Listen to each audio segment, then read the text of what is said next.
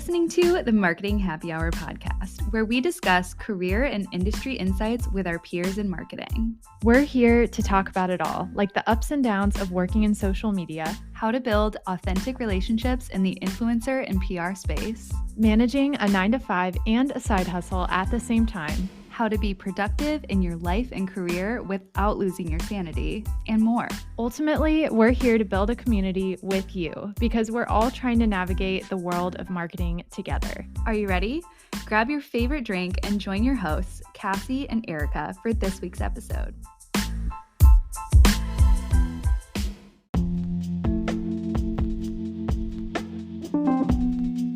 This week, we're speaking with fellow BFF founders, Kenn and Ralph, to hear their journey of starting Daily Drills together. The apparel brand was launched in 2020 after the two friends spotted a niche space in the ever-growing leisure industry. In building the brand over the last several years, a compelling brand identity and a strong social media presence have both been crucial. We hear their strategy recommendations for creating community on the platforms and launching new products, plus their must-learn career tips. Grab a drink and join us for this week's episode of Marketing Happy Hour. Well, Kenn and Ralph, we are so excited to have you here today. How are you guys? We're so good. We're so excited to be with you guys today and chatting. It's such a fun part of our day. Awesome. I can't wait for all of our listeners to hear your story and behind the scenes of the brand. But before we get started, I do have an important question that we ask all of our guests, and that is, what is in your glass tonight? It is Marketing Happy Hour after all. I love this. We're actually going to happy hour tonight, which is very fitting. And we're going to our favorite place in Malibu, and they have an endless summer margarita, which it's a coconut margarita, and it's topped with coconut flakes on the top. So that's my fave, especially for summer. I love that. I'm addicted. It's like juice. Yeah, it is. And the crunchy coconut shavings on top do it for me. Yeah. Like it feels like a snack, an appetizer, and a drink. Yes. Oh my gosh. So oh my God. Well, Gotta love that texture. Where is that at? What place is that? It's at Surf Rider, the hotel in Malibu. It's like yeah. Here, yes. Yes. So if you're in Malibu and staying there, you have to have one. Awesome. What do you have, Cassie? I right now have a classic cola, poppy, and water. So double fisting as always, 2 beverages today. But what about you, Erica? I am just sipping on this Ora Bora. I've talked about it a few times. It's like a peppermint watermelon, like flavored sparkling water, which sounds like a really weird flavor, but it works. It's really good. Oh, Yum, yum. Yeah, we're definitely going to book a flight now to come over to California and try those drinks as well. You got me hooked already. So super excited about that. But let's just dive into it. So we're big fans of Daily Drills, and we're really excited just to hear more about your brand story today, kind of how you got started. But first, tell us a little bit about your backgrounds and what led you both to starting the brand together. yeah, I love it. I'll jump in first. My name's Kennedy. I'm originally from Washington State, grew up there, born and raised, was dying for some sunshine. So ended up at LMU, Loyola Marymount University, which is like a smaller Jesuit school kind of by LAX. I studied communications because I was way too intimidated to be a business major, which is so funny looking back. So I never took a business course or anything like that, but I do feel like my college experience translates to what I'm doing today, thankfully. Communications, I think, is definitely a growing major, and it just is so important, especially just in interpersonal skills and stuff like that. So while I was there, I also did like a variety of internships, which I think was super, super helpful for me and just kind of like narrowed in my focus of what I wanted to do post-graduation. I actually ended up graduating a little bit early and transitioned straight into a full-time role with a startup. I was in the CPG world, so consumer goods, working specifically within like the health sector, which is so funny, so different from what I do now. Like, again, didn't have any fashion experience,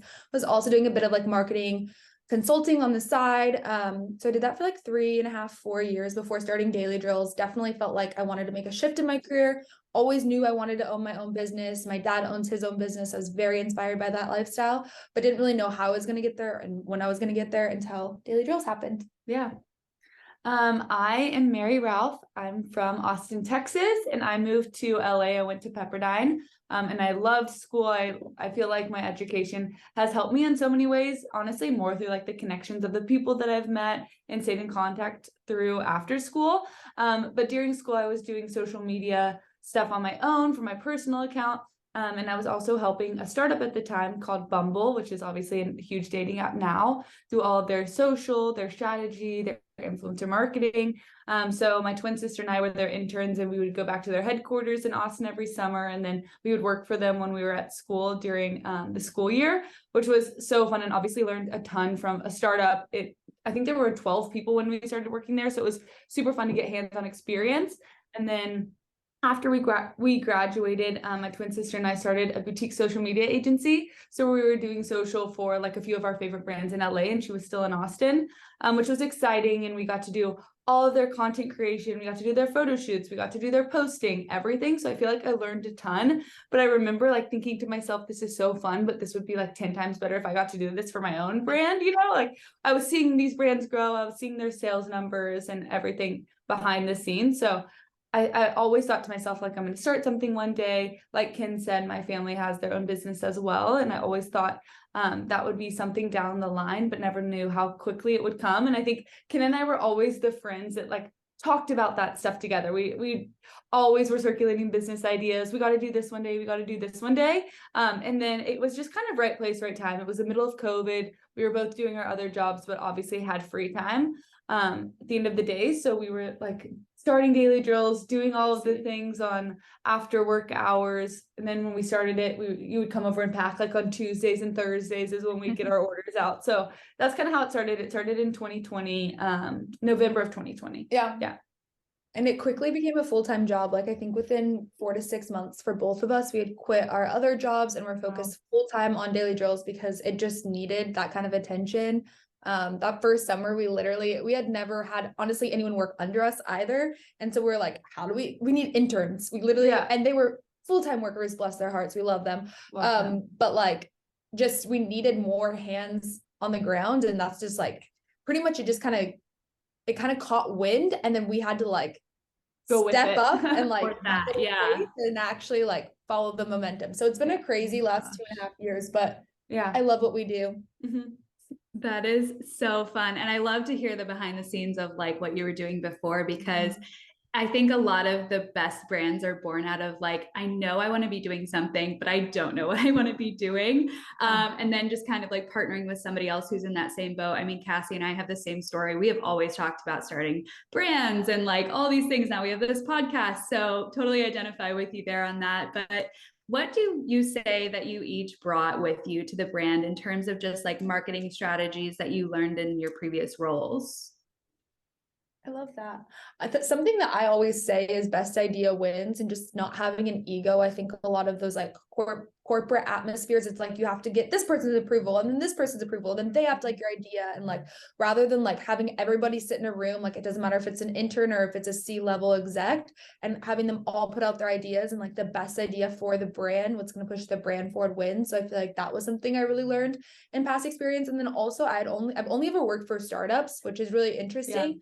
But just like that hustle, scrappy mentality, like I love how scrappy a startup is. And like, we just ran like a crazy last minute sale last week when we hit 55,000 followers, but it was like, because we're a startup, we're able to be like, so we're able to do it lean and like on our feet. And I just think that there's so much fun in a startup atmosphere. So I feel like my experience before kind of helped lead me here, because I knew I wanted to create my own startup and like really live in that space instead of move into the corporate world.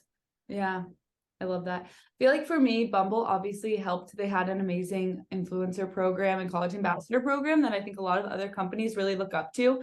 And I feel like when we started Daily Drills, we obviously didn't have the funds to do a ton of marketing and a ton of pushing, but we really leaned on like our influencer community and friends that had more influence in this space, I think, to like really get the Daily Drills name out there. So I think I learned that for sure, because I would see the power of a conversion. Like, we're telling this girl to post this and this is what we're getting in return. So I feel like we really leaned on that when we started Daily Drills.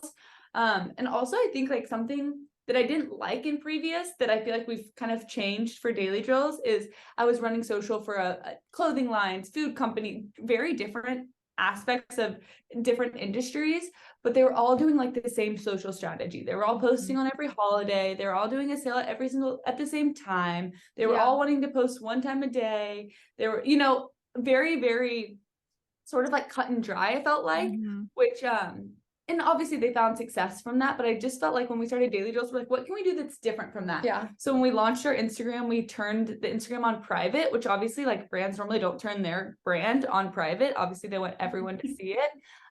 But that first wave, we pretty much invited people from our personal followings to follow, then we would accept them. And then that first wave of following was the first people to get like the password to enter to shop our first drop.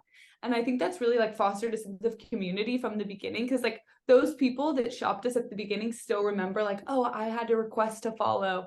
So like, we obviously want to be like, it's the community. We want everyone to be a part of it, but also aspirational as well. So I think we do like a nice job balancing those two aspects. And it kind of started from like our first, I guess, marketing strategy that we didn't know was a strategy. Yeah. That's awesome. Oh my gosh, that is so cool. Well, take us back to that time period when you have this amazing idea and you're just getting started. How did you go about building the Daily Drills brand identity and story? Gosh, I feel like so much of it was really instinctual. Like it sounds, when I look back, I feel like I can like piece it all together. But in the moment, like we didn't have a strategy. We didn't have a roadmap. We didn't have CADs of our designs. Like it was just kind of, let's make a crew neck and like we're gonna fit it to being the best crew neck that both of us want, and like what different details and elements can we add. So it's funny because I don't really feel like we had like an initial roadmap, but we've just let the brand like grow and evolve with us. And I feel like when it comes to like our logo and different things like that, even our name, Kennedy's sister actually thought of Daily Drill. She sent us a bunch of names because the name that we really wanted was trademarked and we needed a new name, and we just kind of fell in love with it. So we don't have a big story behind that. Our colors, we liked green and white. We felt like they were outdoorsy. We were going to be an activewear brand originally, which is just funny to see the evolution of the brand because that's like such a small piece of our offerings now. Yeah. But and then the exclamation point, I feel like was really like the thing that had sort of carried us through. So in Daily Drills and Drills, the exclamation point, the I is an exclamation point. And I feel like our first logo designer might have like put that in there. We text with a lot of exclamation points. It's just kind of us, I feel like. So when we saw that with an exclamation point, we're like, oh my gosh, we're obsessed with it, but it's kind of like carried on its own. Besides just Daily Drills, now we do the 3 exclamation points by itself. I feel like not a lot of brands, no brand has like capitalized on the exclamation point as their brand signature. And I feel like Daily Drills sort of has, and we got lucky that I feel like it's not used yet.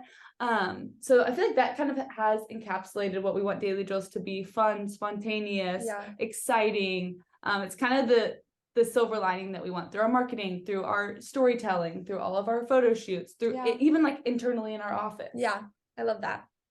That is so cool. And I feel like it's just so authentically you. You were saying we use a lot of exclamation points in our text back and forth to each other. And it's just like reflected throughout the brand, just the fun, whimsy elements of what you guys are as founders. So I love that so much. You talked about it a little bit with the private Instagram account and everything like that. But can you just give us a little behind the scenes look at how you marketed that initial launch of the brand other than the private account? Gosh, that first drop was so low budget. I mean, it was entirely self-funded. We paid $300 for our photographer. We had 4 pieces. So there really wasn't like an initial launch strategy other than like turning it private. We shot it in our favorite place in Malibu. I kind of think this might not exactly answer your question, but it's kind of funny. You said it best. You're like, I'm very inspired by like my life, by like what I'm seeing and what I'm experiencing and what my friends are up to, versus like, I think it's so much harder when you're like sitting in a cubicle and you're like, what do people in New York like right now? Like, I'm going to try to create something for them. It's like, someone else can do that. It's like, so done. I don't know. Yeah. Versus like for us, we're like, what do we want? What are we inspired by? What are the colors that are missing in our wardrobe? Where do we want to shoot it? Where do we want to travel? What do we want to eat when we travel? Like, let's show them like the whole storyline of like who we are, because that's kind of what Daily Drills represents and stands for. And like so much of the details of Daily Drills really are born out of like things that we love and are excited by. And I feel like that just translates so well in our marketing, because in our pictures, it's like we're shooting in our favorite places. Like we're in the pictures. We're not models, so Yeah. I feel like that's kind of the approach we've taken to our marketing strategy since the beginning. But again, we didn't have that strategy. It was just like, well, it's just us two. Where do we want to shoot it? We have $300 for a photographer. Like, let's make something happen. So our first collection was like biker shorts and a white t-shirt and leggings and one sports bra. So it was very, very simple, black and white, but we wanted the best biker shorts, the best black leggings, the best sports bra, and the best white tee. And I feel like we nailed that. And so that kind of sparked the momentum. And obviously, like our personal followings, our families, everyone supports that first launch. Yeah. It's the first business we had created and done together. So everyone's like excited to support us. And then I think we thought to ourselves, like, we should be workout instructors. We should do a whole workout guide. We should go that route. And then we filmed one booty burn in my living room, like moved my couch and everything. It was a whole situation. And we looked at each other. It was 5 minutes. We looked at each other and we're like, this was terrible. We don't like working out as much as we like fashion. Like we're pivoting. I remember the day. Yeah. We wanted to make an app. We had this like that. I guess that was like our initial strategy. It's like, we're going to build out an app. We're going to have like a workout curriculum for everybody, because that's what we had seen everybody else have success with. Yeah. And then we're like, okay, what are we wearing with our active wear? Like, what we were always pairing with what we had launched? And we were always like grabbing like a vintage crew neck, or like you were grabbing your husband's like college crew neck, you know? So like, okay, let's just make the best crew neck that goes with the active wear. And so that's kind of how our oversized crew neck, that's now still our best seller, was the second like category, I guess, that we launched. And we've just kept going like that ever since. It's like, okay, then what do we want to wear in the summer? We want a short sleeve version. We want shorter shorts in the summer. So that's kind of how it's evolved over time. Oh my gosh, that's awesome. I'm a big believer too. Like if you personally are the one developing the brand, you feel like there's a need in the market, someone else probably likely has the same need. And so starting there versus doing what everyone else is doing and just copying because you think that's what's successful, it's such a great way to start, and it can always evolve from there. So I love hearing about that, but I want to know too a little bit about the way that you guys manage the business. You know, you started it with just the two of you. So now fast forward to today, how are you guys splitting your roles in managing the brand? Like, what do your daily tasks look like as founders? No day is ever the same. Yeah. All very different. Maybe 6 months into working together, is it about 6 months? We decided to write like a list of everything we love to and everything we hate to do, because at the beginning we were kind of like co-owning everything. And it just wasn't like efficient and sustainable, because it was kind of like everybody owns everything, but nobody owns anything. And it just started to get a little bit like disorganized as we were growing and doing more drops. So we wrote down that list, and it was so crazy. Everything that I loved to do, Ralph hated to do. Everything that she hated to do, I loved to do. We had never really talked about it. It was just funny. And you never really think like, what do I hate doing? Because you just do it. The business needs it. And just kind of really realized that like Ralph loves the creative side of things, photography, events, social, photo shoots, all that. I love operations, love writing an email, I love strategy and promotion. Like I obviously have a marketing background and I still do a lot of that, but definitely like a little bit more of like managerial stuff, onboarding, kind of like that with our new hires. And then thankfully we have a small, amazing team here with us in LA. We have like 3 full-time, one part-time, and then we outsource probably like 10 different contractors, including our manufacturing team. So we're definitely like growing, and it's super nice not to have to like know everything and do everything. I think we're like huge believers in hiring for our weaknesses, and like we don't need to know how to do everything. Right. So it's been fun. Yeah, it's been fun. Also, I think like just internally, I thought that we would like to do the same thing. Since I like it, I'm like, oh, Kennedy for sure would like it. But it was so relieving when we found out that what was rating for me was exciting for her, and vice versa. And I think that's what really has made us good business partners, because we're best friends outside of Daily Drills. But so I think some people always ask, how is it working with your best friend? But I think it's super nice when we have very different lanes, but we're on track in those lanes, and we're very like synced up with one another. I think that it's been such a nice way to a balance. That's fun. No, so, well, speaking of like hiring too, when did you guys decide like, okay, it's time, we need to hire our first person, even if it was like a contractor? Like what was that point that you guys got to where you're like, this is too much for just the two of us to manage? Well, our first hires, I guess, were our interns. They were our first summer, so about like 6 months into business, 8 months into business. and we were packing and fulfilling all of our own orders and bringing them to the post office. So we literally didn't have enough hands to pack every order that we got in a week within a timely manner. So we needed 2 more sets of hands. So that's why we hired them at first, and they were amazing, so fun. Still talk to them to this day. Ashley, one of them, actually just posted in Daily Drills today. They're so cute. Oh. But our first actual hire, do you want to talk about? Yeah, well, you were always good at visioning and looking forward and always thinking like, okay, anticipating the next need, I feel like.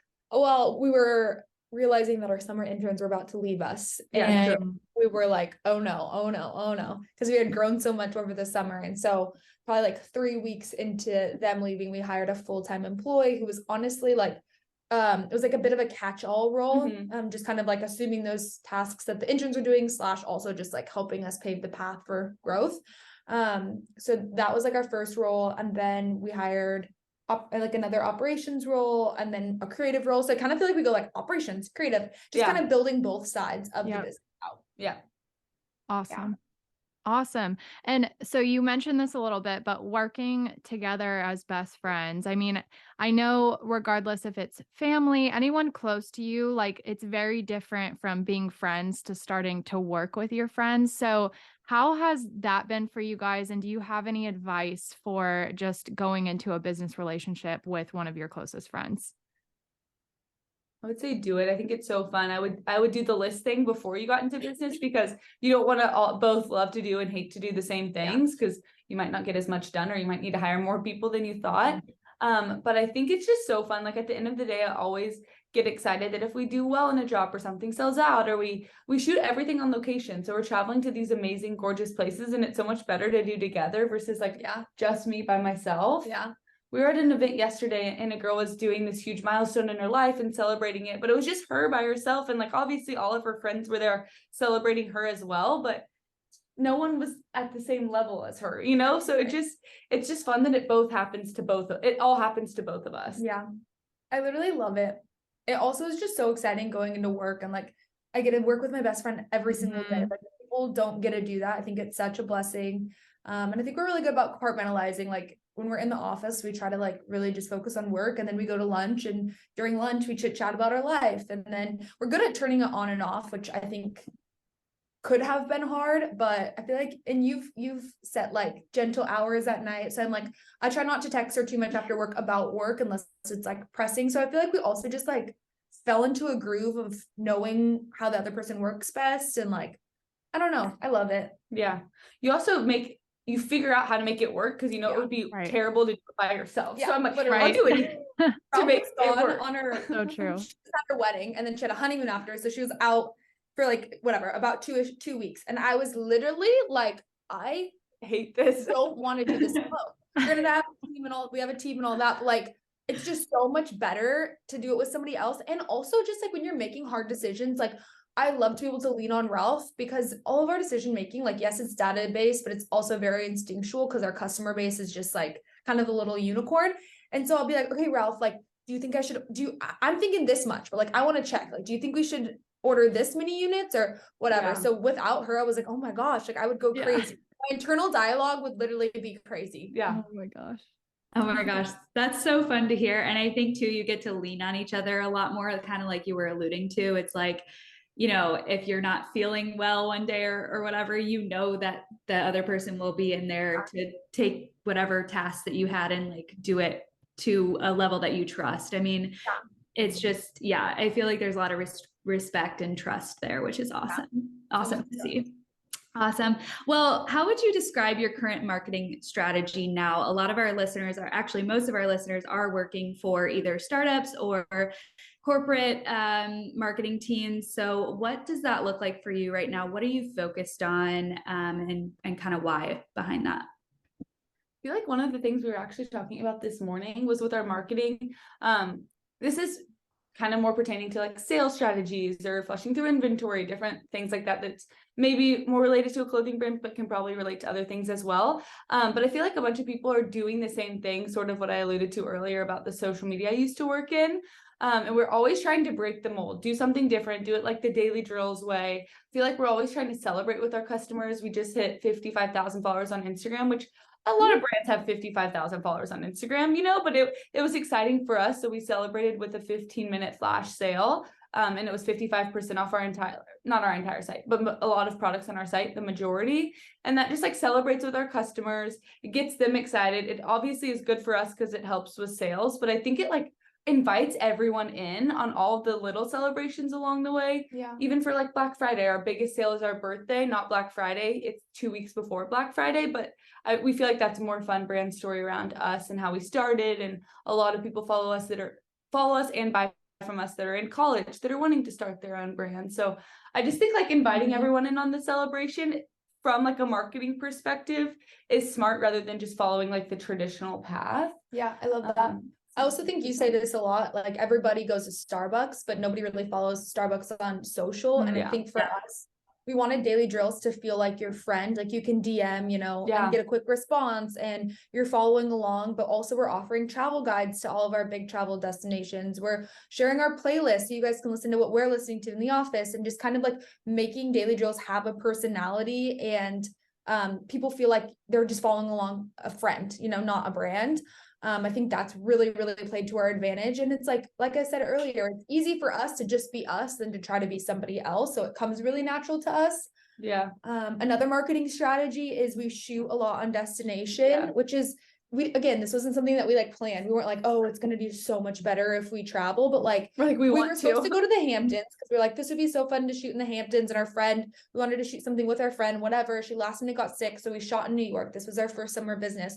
And we had like the best day of sales. Everybody was so leaned in. And we're like, wait a second. We shot French Towel Terry, which was so beachy, supposed to be in the New York subway. Like so different. But it was a last minute pivot. And it worked. So then we kind of were like, wait, so we love traveling. Our customers love when we travel and create a storyline around it. Like, let's start doing that. So now we do probably 4 big travel campaigns a year. Like we just got back from Australia. We're about to go to Italy. So that's another marketing strategy that has just kind of worked for us. And like, rather than hiring a bunch of models and having this like big set, like we kind of keep it really lean. We're the models a lot of the time. And we just are buying a ticket to somewhere fun that our followers, you know, would love to see the destination come alive with. And a bunch of our followers are either traveling to that location. A bunch of them are going to Italy this summer. So it's fun to see the clothes actually shot where they're going, or they want to go there. Even our Christmas campaign 2 years ago, we thought it would be fun to do like a juxtaposition and do Christmas at the beach. And so we bought tickets to the beach, but then we did a poll of where they would want to see it, like in the beach or in the mountains, and all of them said the mountains. So we last minute pivoted and we literally went to Aspen instead, and shot all the campaign location imagery in Aspen and the snow. And so we're literally just so leaned into them, and whatever they say, we'll literally do it. So I think that's also fun too, because like we know where they're gonna go because we told them where to go. Yeah, that's huge to be community driven like that. I love seeing brands that are so tuned into their community and their following and everything. I love that so much.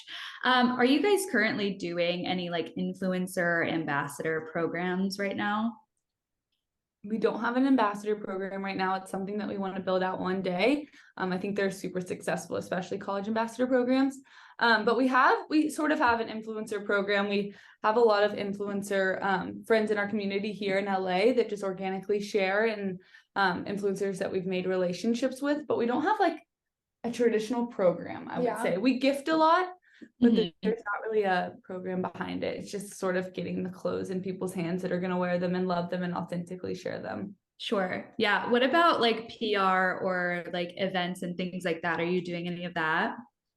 We're just now starting to, yes. We don't have a lot to report on, but we did events last year, and they're super fun for community building our LA community. It's like the LA influencer community. It's always fun to do, and I think it just helps, like we were saying before, kind of more celebratory events versus like sales driven or huge big budget events. It's more something that we want to do to celebrate. Oh, we got inspired in Italy to buy the pizza and pasta. Let's do a pizza and wine night at one of our houses and invite a couple key influencers along with friends. So that's kind of our event strategy now. One day, hopefully we'll be doing pop-ups and different collaborations with other brands, but I feel like events can be overwhelming. So we try to keep it pretty small and like more strategic, I would say. That's cool. That's awesome. What would you say the Daily Drills marketing team looks like now. I know you have a kind of a slim team, but who is in charge of the different aspects of marketing? You're looking at it. Yes, I figured. We both do most of the like high level marketing. If we have a marketing meeting, we'll sort of both sit in on it, kind of sign off on everything that's happening. And we have someone that does all of our email, SMS marketing. We have someone that just started that helps us with all our influencer and PR pitching, and everything kind of under that realm. So those two people kind of own those two lanes. But it's like, and then we focus a lot on like product and design innovation, especially just like with an editorial calendar, like thinking of what is seasonal at the time and like what corresponds with different marketing pushes that we might want to do. So I think it's probably like 4 of us that really sit. We had to push it to later, but we have a marketing calendar meeting. So we'll like go through the next month and just kind of like look at what moments we have and what we're trying to message, what we're trying to push from an inventory perspective. And then we kind of break it out into like Instagram, email, like you were saying, SMS, push notifications, like app sneak peeks, anything like that. So then we all have like the same synced up roadmap, and then we kind of all deploy and do what we need to do to make it happen. Yeah. That's awesome. Speaking of SMS, I know that's something that's still, I see it so widely successful, but I know a lot of brands are still kind of hesitant or haven't tested that yet. How has that been for you guys? Has it worked really well for the brand? I feel like we like text message marketing. I think we use it kind of to our advantage and make it fun. A fun story is the other day, the guy that helps us with all of that was I think he scheduled a message and then he didn't remember that he scheduled it. So he double texted everyone. But afterwards we were laughing and he was like, let me just send a picture of me with you guys in the background like this and be like, sorry, I double texted you guys. So we kind of like try to make it like them think we're actually texting them, because we are the ones, we have to put it into the platform that we use, but we're texting.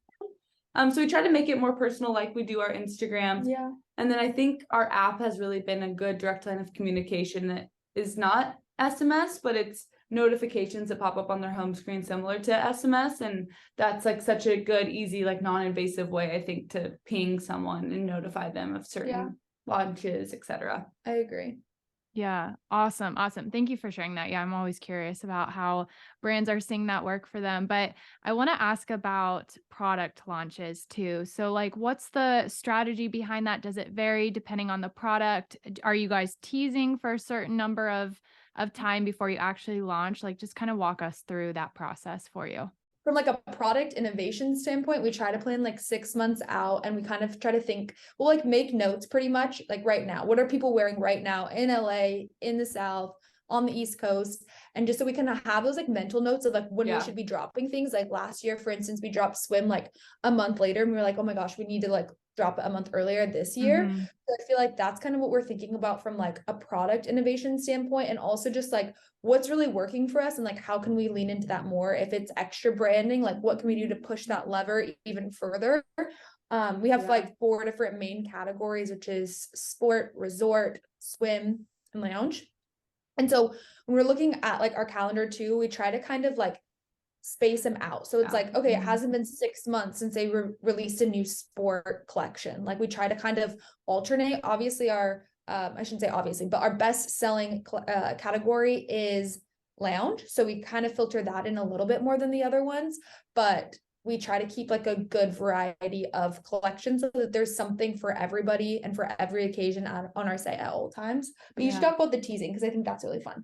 Yeah, so we launch about 2 collections a month, which is a lot, but it's so fun. And I feel like our followers are super tuned in and excited by it. We launched on Wednesdays at 10 a.m. and they all know that. So what we'll normally do is we'll tease on our app. So those app users get the first sneak peek on like the Friday before launch. And then on Sunday, we'll tease on Instagram. We'll do like 1 teaser picture on feed. We'll do a few stories teasing, whether it's the location, whether it's one of the items. It's always something fun. Like if it's Australia, we obviously show that it's in Australia, or if it's a new color, we show that new color. And then on Mondays, we'll do showing more of the collection. We'll showcase the entire collection on stories. So we go like item by item and show every, pretty much a PDP and a lifestyle image for every single item that's launching in that collection. So the viewers can sort of plan their buy or send it to a friend or decide what they already have and what they want to pair together. And then on Tuesdays, we always do an IG live with Kenn and I, the founders. just to answer people's questions in real time. I think it's super exciting and fun, and people like to see the garments actually the color that they look like. Obviously they know they're professional photos, and we try to make them look as similar to the actual item as possible, but lighting and different things. So we show them the color of the garment, we show them the fit, we try it on, we style it, we do everything. And then on Wednesdays we'll launch it. So that's sort of our like cadence, and it's really worked for us. And that's what we do every single launch. That's so awesome. I've noticed that strategy. So I was very curious to hear from your side of things, like exactly what the cadence is, but that's super cool. Super cool. And it just speaks again to how in tune you are with your community, that they have come to expect all of these different teasing moments, and then they're ready to go shop on your app right at 10 a.m. or whatever it is. Like that's so powerful and so awesome. Well, this has been so great to have you on. I feel like there's a lot of really key things that people can take away from this episode. And so thank you guys so much for joining us. But lastly, we love to ask this question on the show, and that is, what do each of you know now that you wish you knew early on in your career? So much. So much. Like, honestly, we always talk about this. Yeah. So I don't know if this is a direct answer to your question, but I'm kind of happy I didn't know everything that I now know, because I think I would have been so overwhelmed. I think I would have felt so unprepared to start a brand. Like we literally just took it like step by step. Like we didn't worry about the big things until we needed to. And I think if I would have known all that at the beginning, I think I would have been really, really overwhelmed and felt like prematurely defeated. So I'm kind of glad I didn't know too much. I obviously, if you're in college and listening to this, like take an accounting class. We always say that. Wish I would have taken an accounting class. Have an internship, get hands-on experience. I just wish I would have known it's going to work out, and that I'm going to figure it all out, because I think kind of going with what Ken said, it's like we figured it all out along the way. But if we knew we were going to have to do this with a lawyer and do this with a manufacturer and do this with a fulfillment center, like that's super overwhelming. But we've learned it like when we had to, like after we packed this many packages, we had to figure out how to move to fulfillment center, but we figured that out, versus at the beginning, knowing and doing it all, it's so much more overwhelming. So I just think if you're going to start a business, if you want to start a business one day, like you will learn the things when the time comes. And also there are people who specialize in things that you can hire them out for. You don't need to know how to do everything. Like I don't know how to do bookkeeping, yet I oversee operations. Like I don't know. That's something I learned from you too. It's like invite people in like that know more than you. I feel like I was very like, I can do it better at the beginning, but once you invite the people in, it makes your life so much easier, and they get to do what they love to do. So I would say hire people. Yeah, such good advice. And I know that's kind of hard to come to terms with like early on in your business, because you feel like you want to be touching everything and having your hands in everything, but that's the greatest advice so that you can focus on what you do best and brainstorming, because a lot of that stuff takes away our mental energy and our creative drive for all of those things. That's really great advice. Well, guys, this has been fabulous. Like Erica said, we would love to know kind of where we can stay in touch with you guys individually, and also just, of course, Daily Drills. So give us all the links, and we'll, of course, include those in the show notes below as well. We're Daily Drills, at Daily Drills on Instagram, and shopdailydrills.com. And then I'm at Mary Ralph. And I'm at Kennedy Crichlow. Awesome. Well, thank you both so much for coming on and just sharing your journey with us. I learned a lot. I know Erica did, and our listeners will absolutely love this episode. And so thank you for sharing your time and insights with us today. Thank you for having us. Thank you. So fun. So much fun.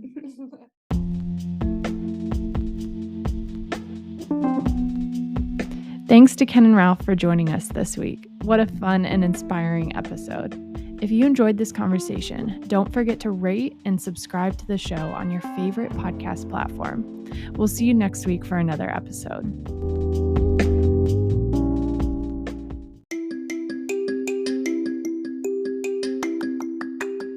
We are so excited to share that our first ever free marketing happy hour digital resource is now available. Download the Dream Career Game Plan today at marketinghappyhr.com/freebie. That's marketinghappyhr.com/freebie. This 5-step workbook will guide you through defining your goals, building your network, diversifying your skills, influencing where you're at, and investing in your growth. Cassie and I created this resource with marketing careers in mind, but the framework can be applied to any industry.